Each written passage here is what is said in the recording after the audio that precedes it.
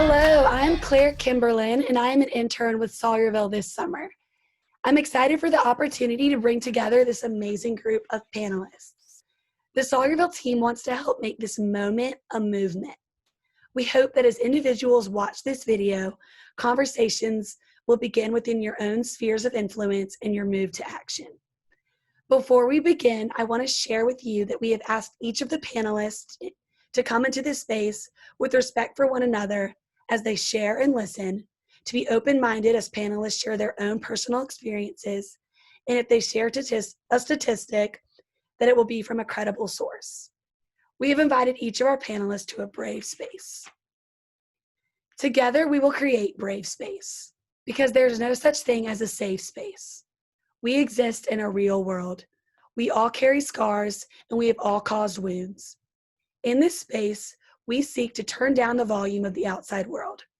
We amplify voices that fight to be heard elsewhere. We call each other to more truth and love. We have the right to start somewhere and continue to grow.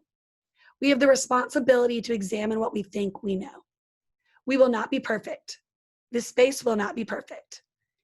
It will not always be what we wish it to be, but it will be our brave space together, and we will work it out side by side. Amen. So now let's get to know our panelists. First up, Stuart. Hey, my name is Stuart Miller. I'm from Montgomery, Alabama, and I've been working with Sawyerville for about a year now. Hey, I'm Grace Turner. I'm from Birmingham, Alabama, and I've been working with Sawyerville for a couple years now. I'm Caroline Ferry. I'm from Tuscaloosa, and I've been working with Sawyerville since summer of 2018. Hello, my name is Tyra King. I'm from Greensboro, Alabama, and I've been working with Sawyerville all my life. We love it. That's true, too. So for our discussion today, we will have this group of panelists answer questions that were submitted by different individuals in the Sawyerville community. Throughout this summer, we will have a series of panel discussions with different panelists. So I invite you to go to Sawyerville website to submit your questions. First question, what is the makeup of your high school as far as race? So I go to a private school here in Montgomery, and the most recent data that I could find had it at like 90% white and then 10% other. And that's including African Americans, Asians, and Hispanics as well. I go to Samford University here in Birmingham, Alabama, and I just looked it up, and it is 84% white and 7% black, and the rest of it is made up of other races that they didn't record. I just graduated from Northridge High School, and ours is pretty much like half and half. I want to say it's like 52% white, 48% black, something along those lines. Well, I just graduated recently from Greensboro High School, and I would say it's 100% black. I mean, 100% definitely. Okay, great. Carrying on with the topic of your high school, what were you taught in history classes, and how does that compare to what you've learned recently that you weren't taught in school regarding race throughout our country's history? So what we were taught in our history classes was pretty much with regards to like American history, it was pretty much from the like early colonization of America all the way up to like 9/11 roughly. And so we weren't really taught a lot about Black history though. But like every year during Black like History Month, the school does some sort of like initiative to kind of get more of that involved in our I guess curriculum. Like this year we had this like African American history, like kind of like a mini museum almost in our performing arts center, and so that was really great to see. But I mean, it's pretty much all about like white history, I guess. And just in recent months I've learned a lot more about kind of just the not like alternative history, but the like history that in school we're not really taught about. And so that's been really great to see. It's just kind of being able to learn about kind of like just how long it took for the Emancipation to Proclamation to reach, I think it was Galveston, Texas. And so just hearing about all of that, it made me realize just kind of how narrow my education has been up until this point. Very similar to Stuart. I meant to mention earlier, I went to Mountain Berwick High School, which is like majority white, probably if I had to guess. And so similar history experience as Stuart, except with one thing is us being in Birmingham, we do have a tie to the Birmingham civil rights. So I do feel like we were well educated in that per se, because it's just miles away. But for the most part, I would say just in the past recent months or even since college, I've been exposed to the full story history instead of what we were taught in the books, which has obviously been filtered through. I'd say for my history education, like I'd like to think it was pretty well rounded. Because I know I've heard things about different schools where it's a lot more biased than I feel like I was growing up being taught. I mean, like Stuart said, like Black history was a big deal, especially like in elementary school. I have like vivid memories of learning about those things. But I also think you'd probably be hard pressed to find like a situation where they were explicitly saying that like white Americans or colonizers, whoever, were doing something wrong. So I think things like that are important to think about. And I mean, Juneteenth is a great example. I don't know that I would have been able to tell you exactly what that was before this year, which is sad to say.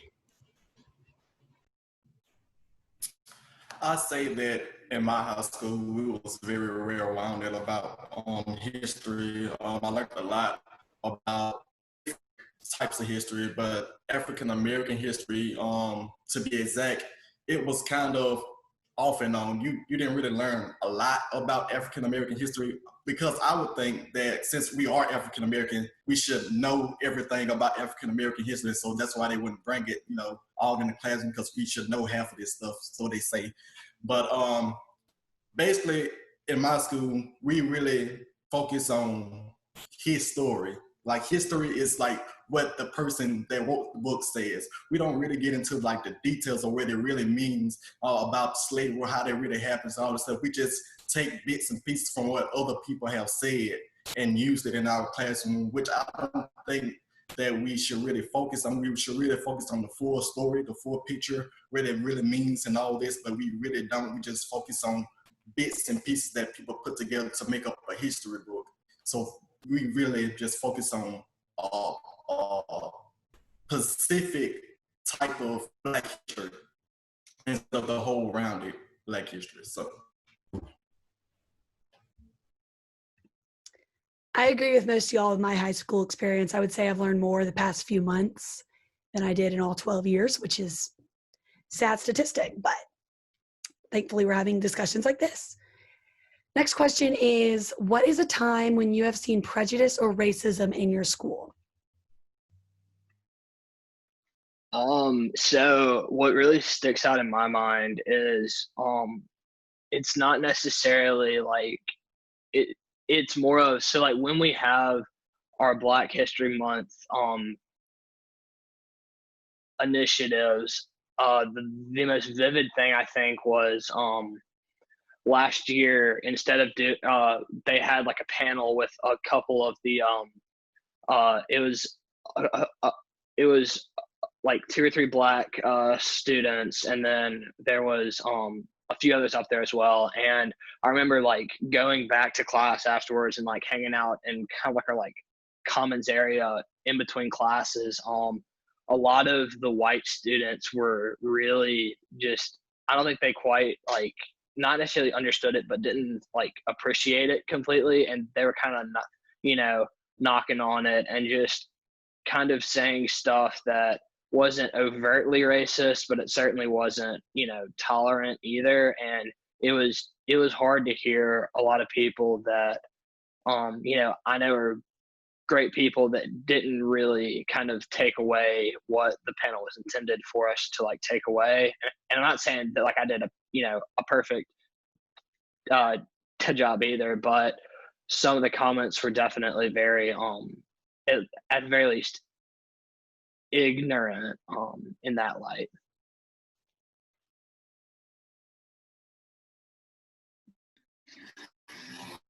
I would go probably as far to say that up until like a couple months ago, I would probably deny of hearing like some pretty bold racist statements at Mount Brook, just because I never realized how like underlying messages and things that aren't necessarily intended to be like blatantly racist, but are because that's what the like true meaning behind like the story of like what they're saying or like whatever the phrase they're using is.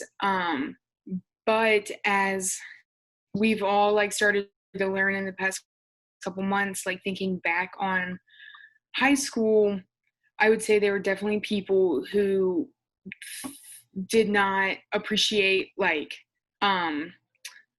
I don't know how to say it necessarily, like they didn't appreciate outside of like the bubble that we had created, and I had noticed that followed me to college as well. I go to a pretty similar college to what my high school experience was, and in the past couple of weeks there have been a lot of Black students who have spoken out against the racism that they have received from coaches and from like other athletes that aren't the same race as them or teachers and so on.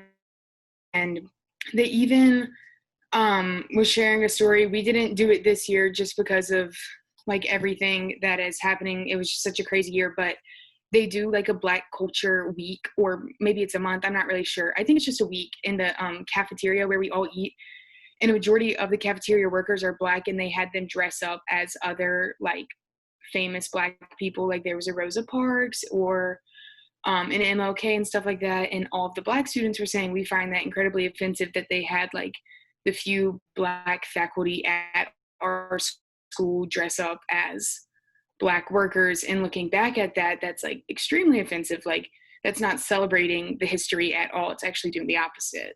So that's what has been becoming clear to me.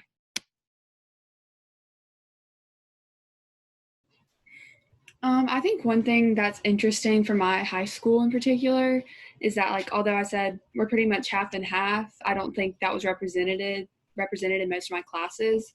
So, like, especially as I got older and, like, I would take more honors classes or AP, whatever it was, like, I don't think it was proportionate to the numbers in my school, which, I mean, I don't want to connect that to one single thing. That's a number of things. I mean, my elementary school, for example, was not the same ratio.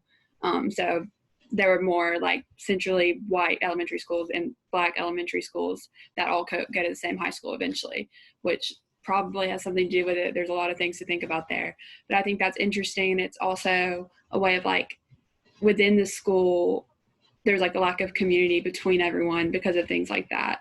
But I think like sports are really important in kind of bridging that gap. But that's one thing that stands out to me most. And I think a lot of people use that as an excuse to not reach out and to not try to build connections with people who don't look the same as them. Yeah.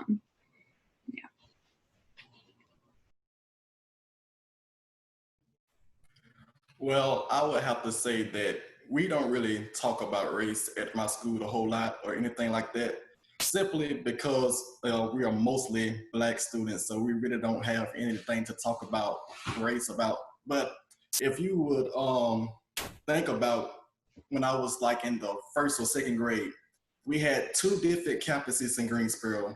One was Greensboro East Campus, which was for all the Black students, and one was Greensboro West Campus, which was for all the white students. And it came upon a time where the superintendent said that it didn't make any sense to have two separate high schools in the same community.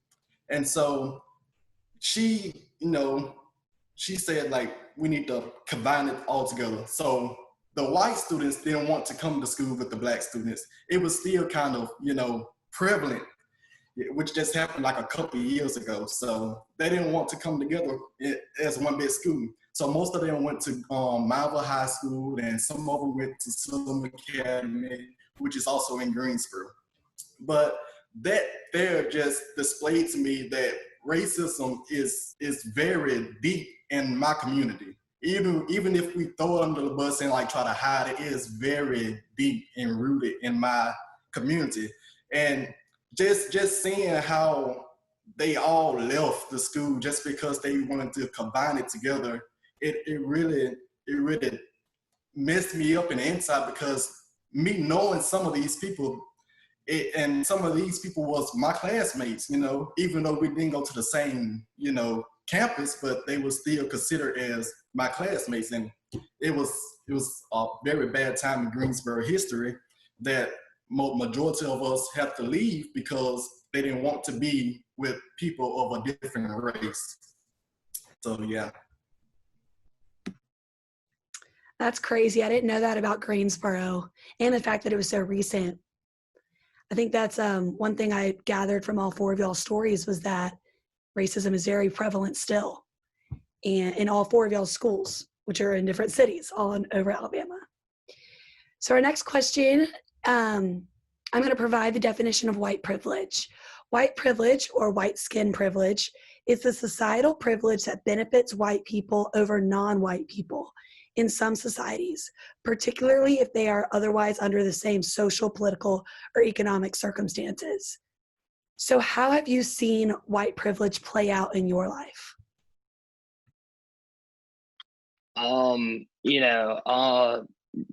It's more of, in my life, I'm never very worried when I'm out in public. Like, I'm never necessarily concerned for like my personal safety or my family's safety as well. And I think that goes a long way because of white privilege. I mean, I live in a city that's, I think, 60% African American and only about 38% white. And so it's a very interesting situation, because I go to an almost entirely white school, and I mean, I live in a very nice part of town, and not all parts of the city are like that, but you can definitely tell just how far white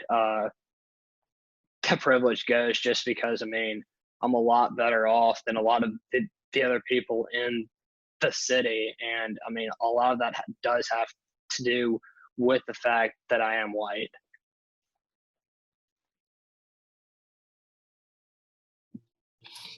I would say, for example, if I were to get pulled over, my first thought would to be, how am I going to talk my way out of this? Not how am I going to stay safe during this encounter? Because I'm not worried about like being accused of like disrespecting a cop or resisting or doing anything.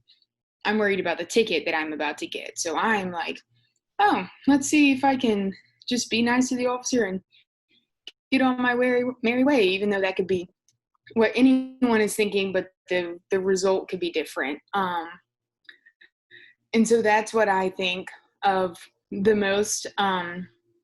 And not that I have a bad driving record and that happens often, but I also think about, like, I've seen a lot of stuff recently, and I've even noticed it in person, but I've never even thought twice about it, that a lot of like multicultural like hair products or makeup or anything like that is locked, and anything that the white people would use is out, and there's even like test tubes where you put it on your skin and make sure it's the right color. And I mean, that's bizarre that I've seen that for the past 19 years of my life and have never even thought about how, now why is that hair product over here and this like foundation over here all in a case when all my stuff is right in front of me for me to grab?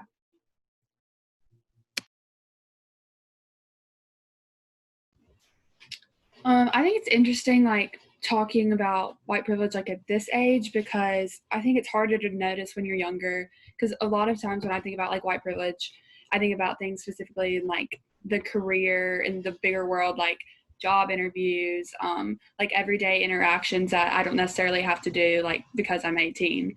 But one big thing, like Grace said, is where I notice it often is just like thinking about any interaction with the police. Like, I mean, I got pulled over once, and like Grace said, like, I was not thinking about my safety. I was thinking about, crap, I'm gonna have to pay a ticket. So, and I'm glad that I've had the opportunity to look back on that and think that that's not the same experience everyone else has, and it's something that, like, needs to change. That's not how it should be. But yeah, I think it'll be interesting to see what I learn about it, and going into, like, the world at college with open eyes, trying to see, like, look for those things and look for how I can contribute to, like, changing that, even if I haven't experienced or noticed it yet.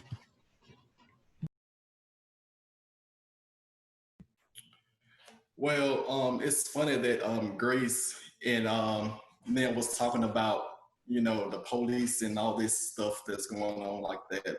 Pulling over. I was recently kind of funny. I was recently with one of my friends, which is a white girl who was hanging out, and she actually got pulled over by the police. And when the police came up to the car, you know, they had a little conversation. You know, he was ha giggling, which was a white police also, and she easily got her way out of it.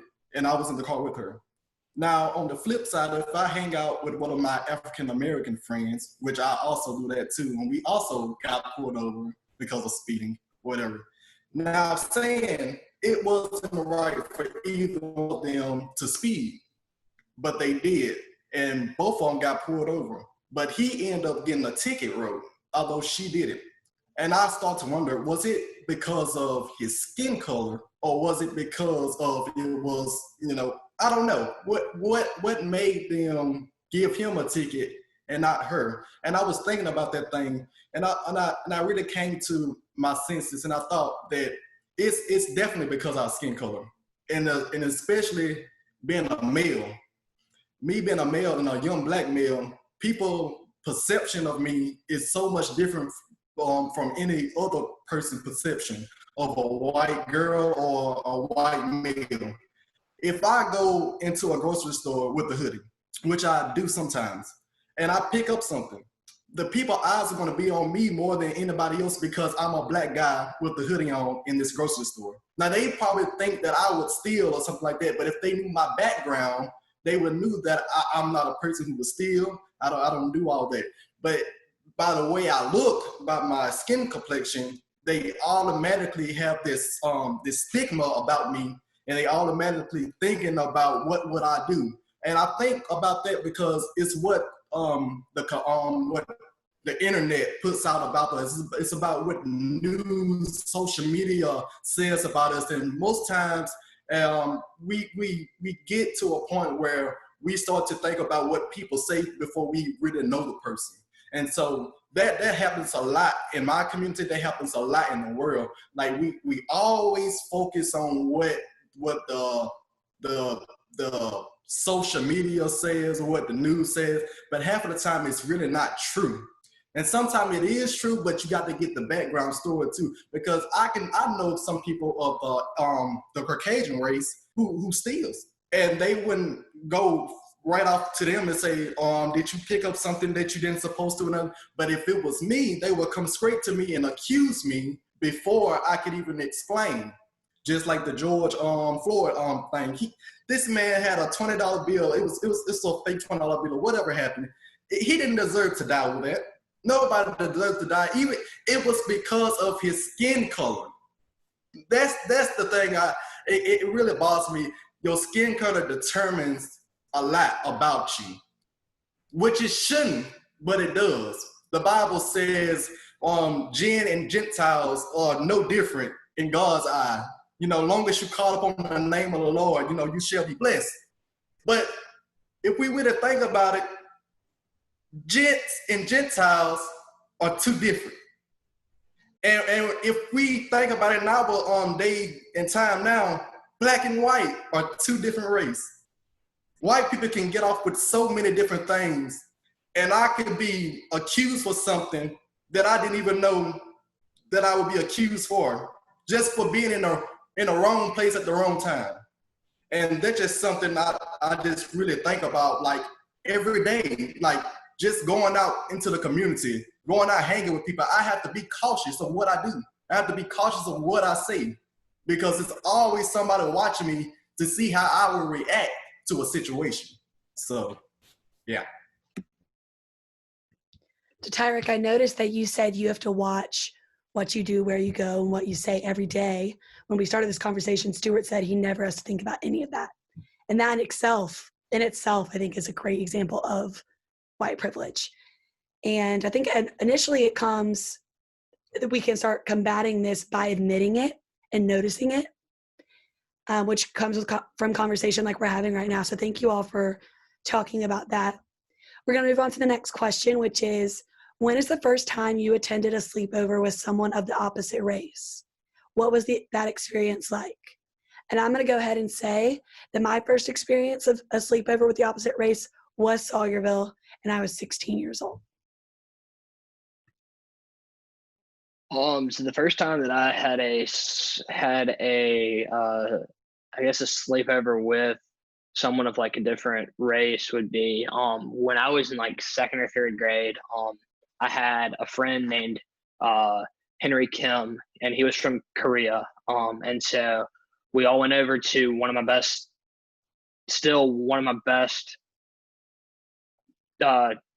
friends' house, and his mom is Hispanic, but his dad's white. So like, and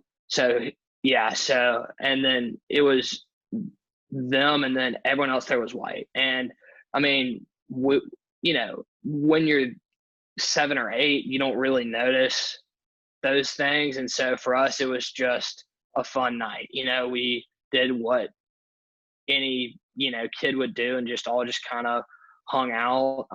And we didn't really think a whole lot of it. But, I've noticed that as I've gotten older and I've, done similar things, that you do start to notice it more, whether that's, conscious or not, but you do start to kind of recognize more acute,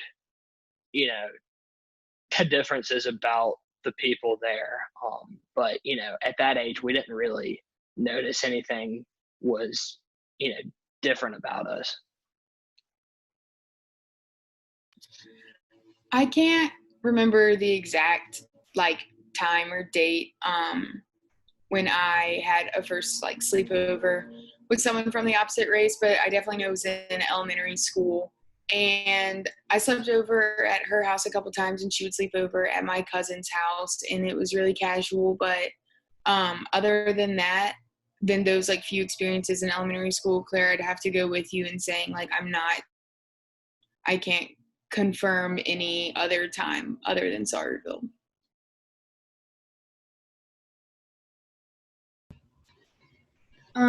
Honestly, I have terrible memory. I have no idea. And I know, looking back, I had friends in elementary school who weren't white, so they might have been at sleepovers I was at. I honestly don't know. But one thing in particular that I was thinking about is, I do remember in third or fourth grade, my best friend, if you'd asked me who my best friend was, I would have told you Courtney. And Courtney was a black girl at my elementary school, and we were best friends at school, hang out all the time. But I never had a sleepover with her, which I think is interesting to think about if she was my best friend.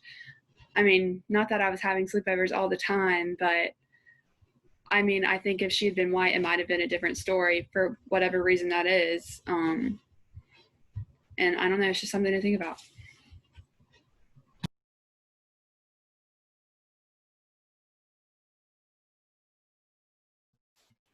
I would also have to say Sawyerville was the first time I had a over with a different race.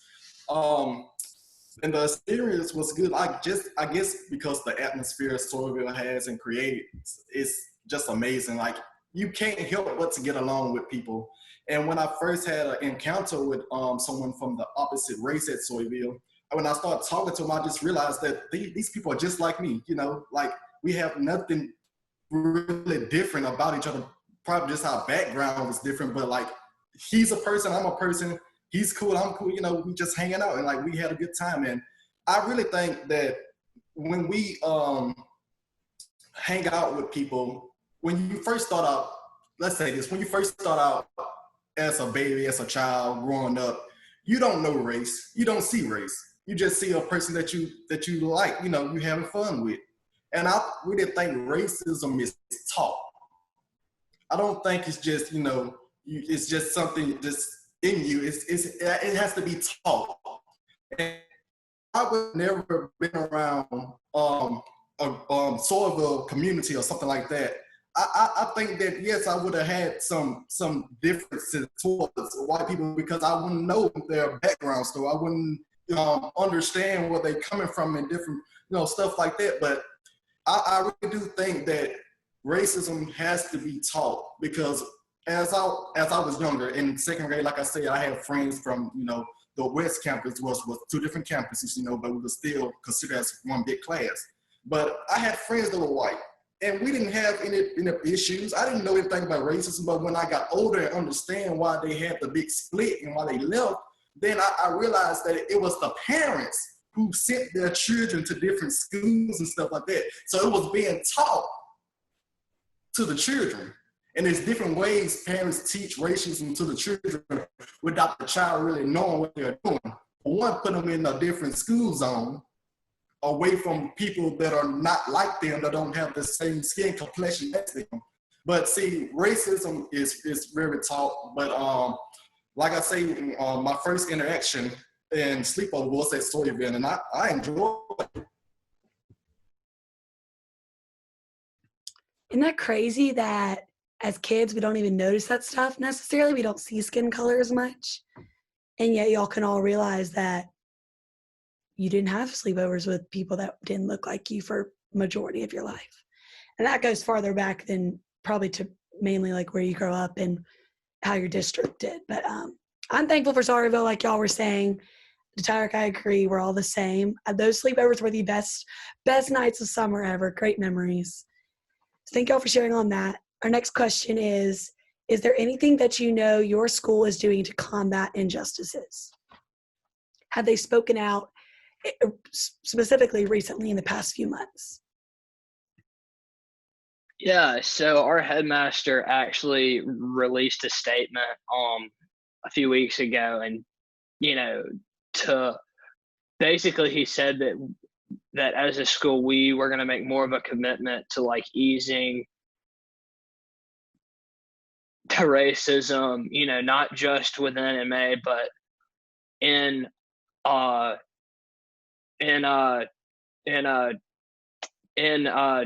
Montgomery as a whole. And he said that as a school we were going to make a commitment to kind of diversifying our you know, community. I'm not sure how they planned like how they plan to do that specifically, but you know, he has come out and said that we are going to start to do these things, and it was reassuring that he expressed that, you know, because I think that it's something that is very much needed, especially at MA.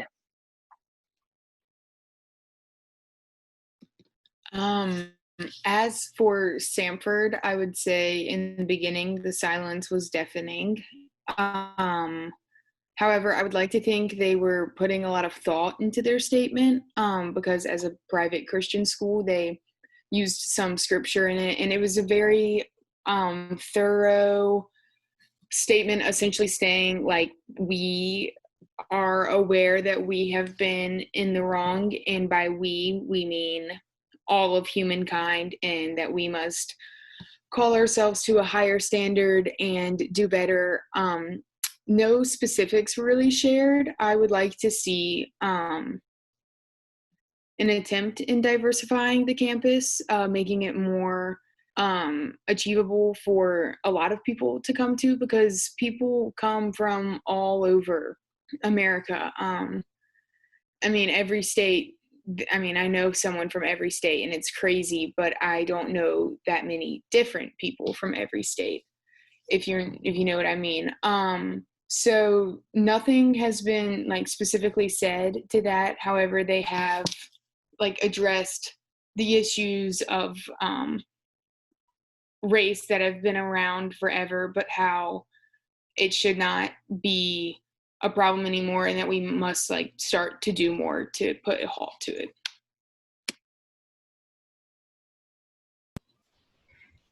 Personally, like for my high school, I have not seen anything of them saying anything about it. I don't know why. I don't know if that's necessarily a statement in itself or if it's just the kind of thing they didn't feel the need to. I've seen individual like teachers on social media speaking out about it, and I think they've said really powerful things, especially coming like I think teachers see so many kids, see how people interact over the years. They have a really interesting perspective. So I've been it's given me hope to see some of the things my like former teachers have said about it, and the fact that they're probably trying to influence administration at my school or whoever it may be to do more about that. But again, those are just individuals. It's not the school speaking as a whole. If anything, I think the city school system may have said something, but I really don't know. I'm kind of like in between schools, so I'm not necessarily staying all the way up to date on my college or my high school. So.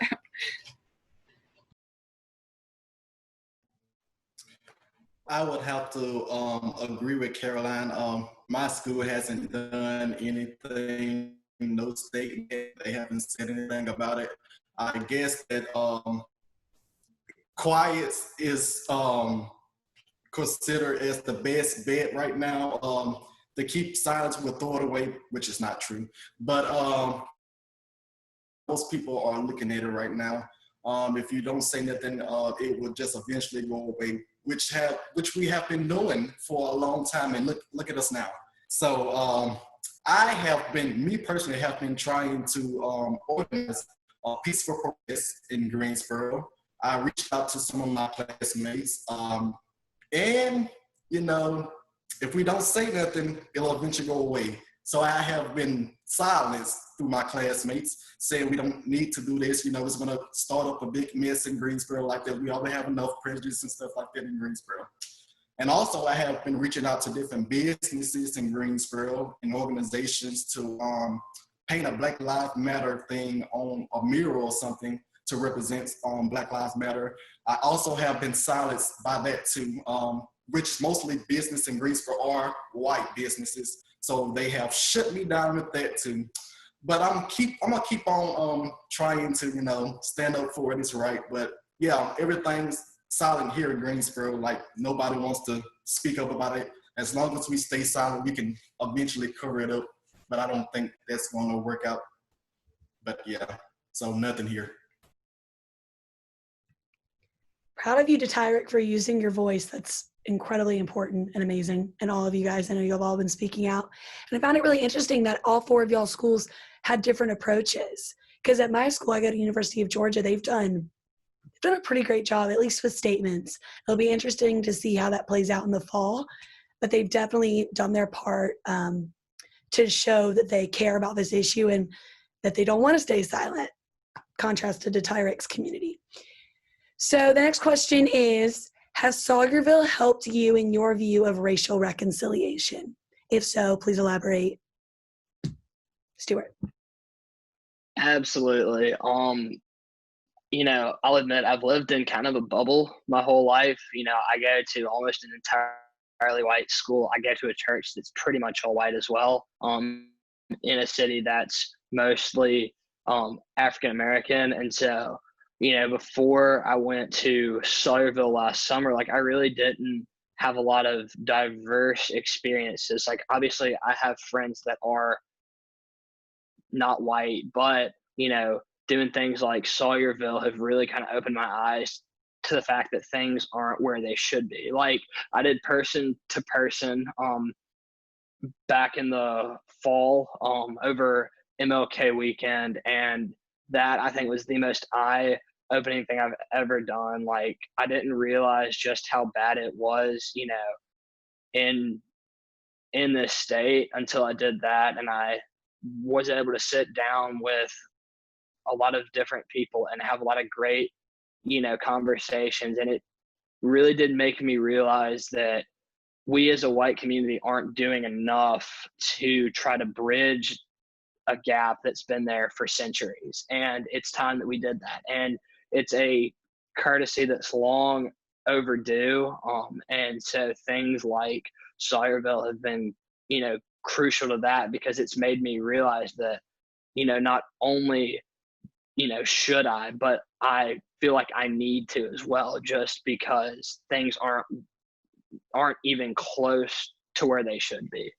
I agree with everything that Stuart was saying, especially along the lines of community and lack of diversity in our respective communities. I would say the most that the light has been shed upon me is through the mentoring program. And I have learned probably a lot more through that than I have in any of my years in anything else. I don't think I realized how much I took for granted in high school, and the counselors that I had in high school, the guidance counselors that were literally holding my hand and walking me through everything, and pretty much every application I filled out for myself. And that has just been it's been an eye-opening experience. I would agree. Obviously, that Sawyerville has been, I can't even describe how important it is as far as like my perspective on race issues goes. Specifically, I'm thinking about like my first summer at Sawyerville, the first time we had like a race relations talk, which going into it, I didn't really know that race relations was such a big part of Sawyerville.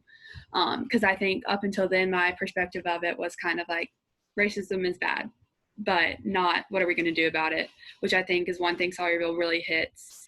Because I think a lot of people do understand that, like, obviously we shouldn't judge someone based on their skin color, but people don't understand, like, what steps we can take to, like, solve the underlying issues and the reason that people have biases, which I think is why Sawyerville is so important, is because we do talk about that and talk about, like, there is stuff we need to do.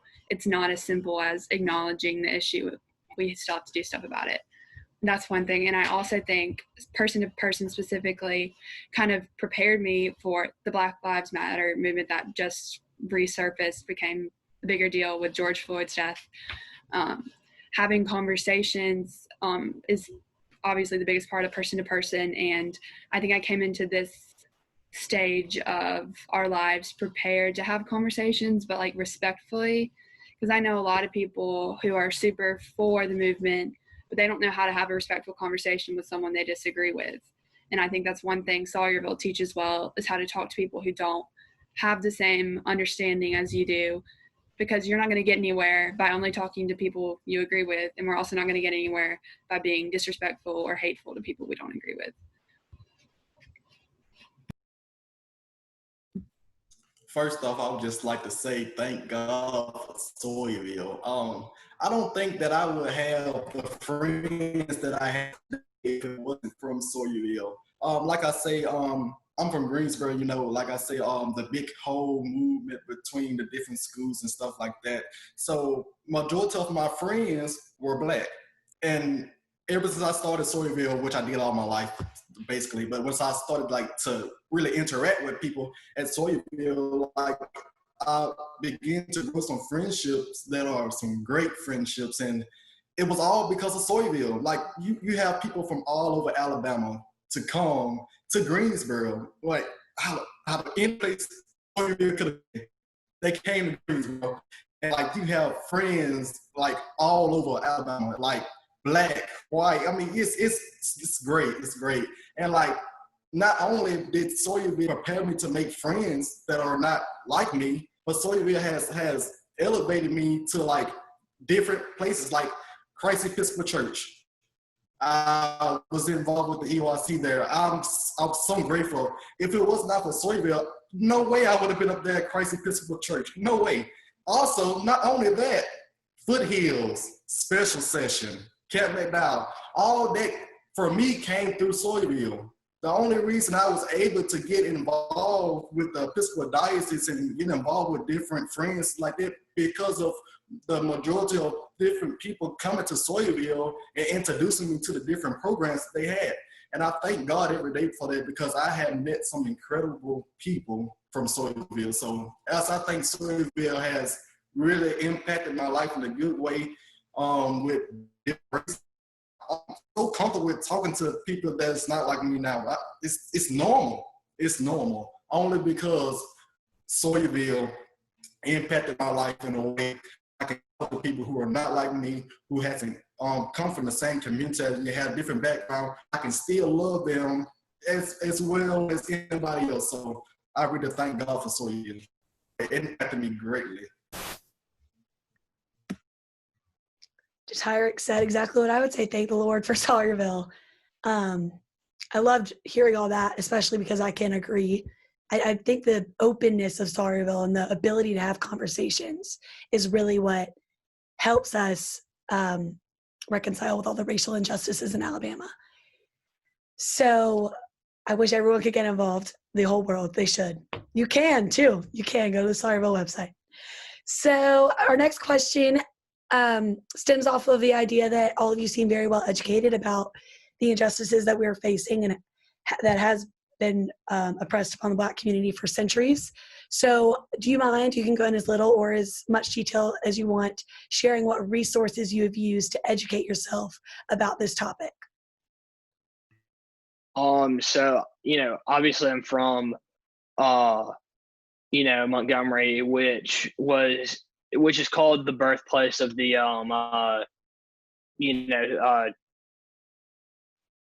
the birthplace of the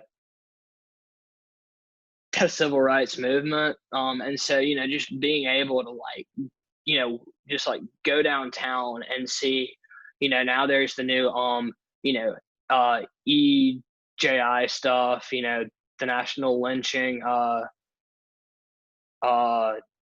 memorial, and just being able to use the things that's probably 2 miles down the road has been incredible.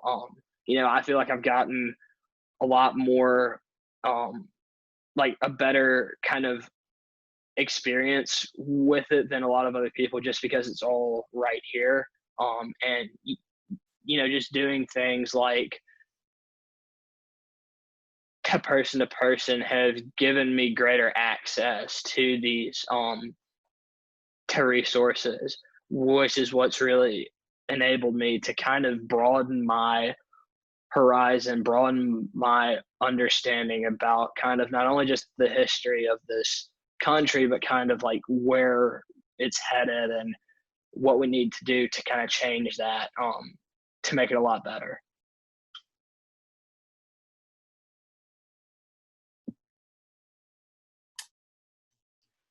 I would say for me, as of recently, I have started to listen to some podcasts, as expected, just the usual. But there are a lot of good podcasts out there, and I started one a couple weeks ago, and it was talking about the Tulsa massacre and the injustice that took place during that. And it's been very interesting to hear about and to learn about. I've also had a couple of people recommend some books to me on the waiting list for those, but as soon as I get them, that will be a resource for myself.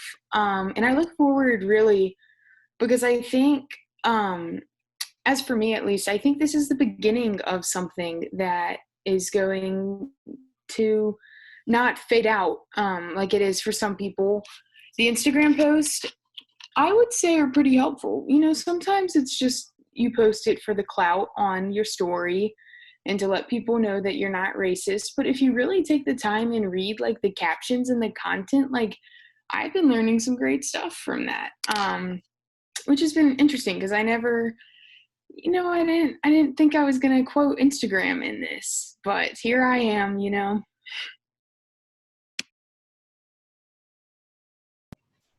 Yeah, I think it's funny that you bring up Instagram because, I mean, seriously, I did kind of like, I don't want to say I laughed at it at first, but it did seem kind of like a clout thing. But I have learned a lot, and it's definitely a great starting place. Um, I mean, relating to Instagram, like YouTube videos, there's great content on YouTube of like some are graphics, others are just like stories, people talking about their own experiences, which are really helpful. But I'd say like the majority, at least the start of my education on things like this, came from person to person because I feel like I learned so much in that weekend, so much more than I would have learned just from my house because we were in Montgomery, got to go everywhere, got to go to EJI, and it was awesome. But since then, I mean, I've read books on it. Like Just Mercy is obviously a huge one, and it's made me really happy because a lot of my friends recently have been reading it, um, which makes me so happy because I know how impactful it can be. And um, along with that, just news articles, trying to stay up to date on things, I think is super helpful. And also, just like if I have a question, I try to Google it right then and like just learn instantly at least a little bit more if I don't know something.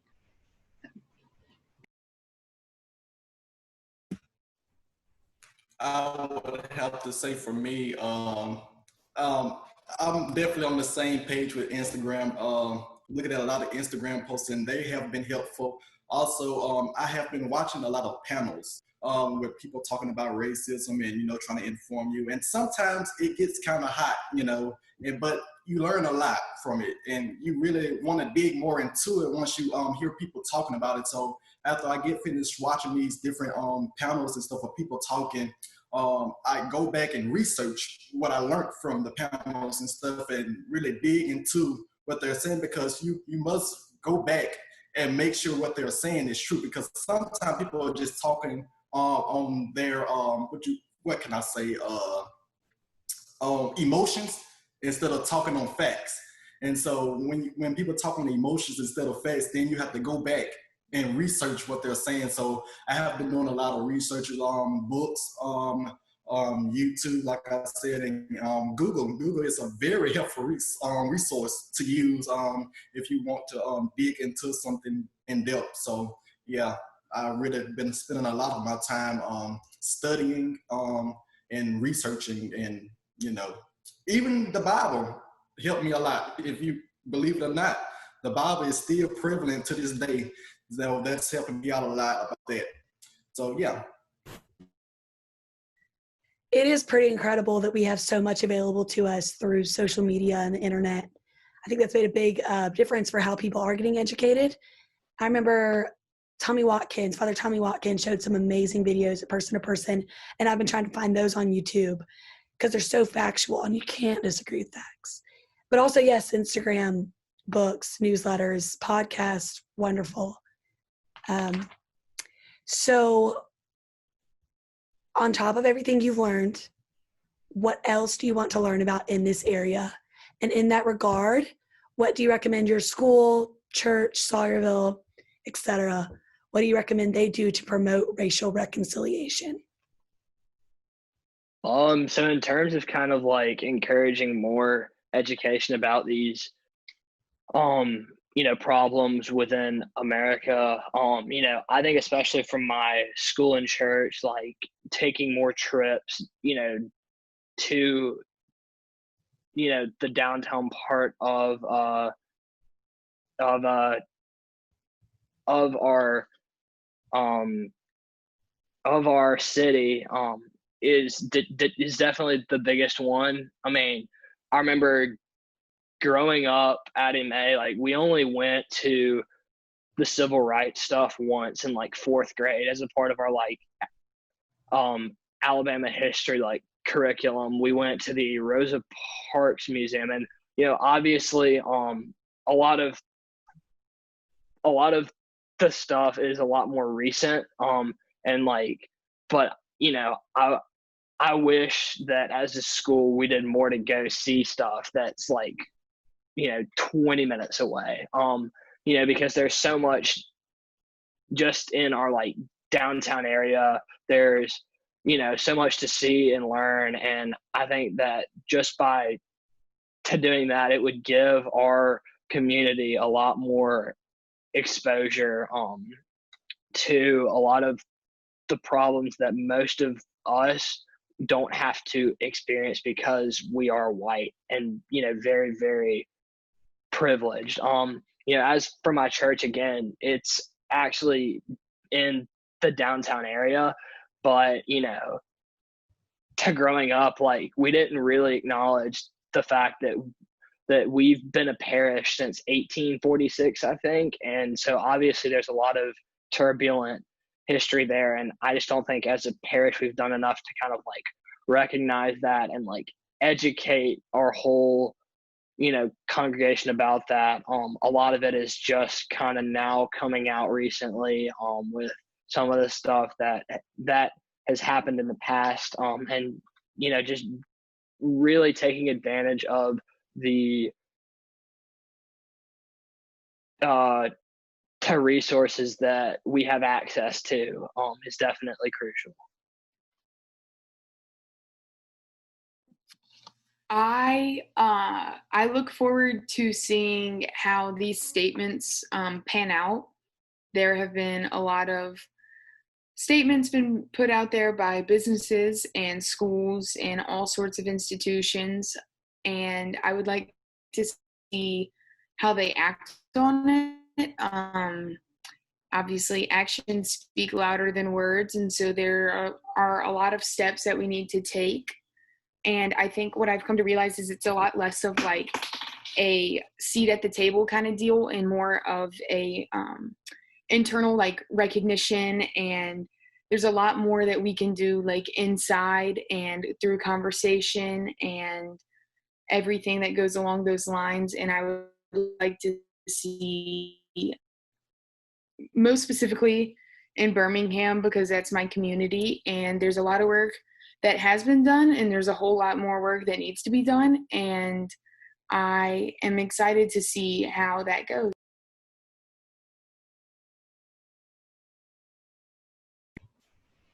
One thing, like the biggest thing I think for individuals is just like being intentional about it, because it's very easy to slip into the idea of like you're supporting it in your head, but if you're not going out and seeking out opportunities to reach out to people of different races or have conversations that you don't want to have necessarily, or just getting educated, it's easy to like forget to do those things. Even when you think you're doing all that you can do, there's always something else you can be doing. So I think being intentional about how you apply yourself and how you spend your time. And one big thing about that is I think the more intentional you are, and like if you make habits, you'll find that you'll like change your community. I mean, it'll change the people you're spending time with, and you can create a community that is accepting and that can have conversations, just starting with yourself and by reaching out to people around you, which can just make all the difference.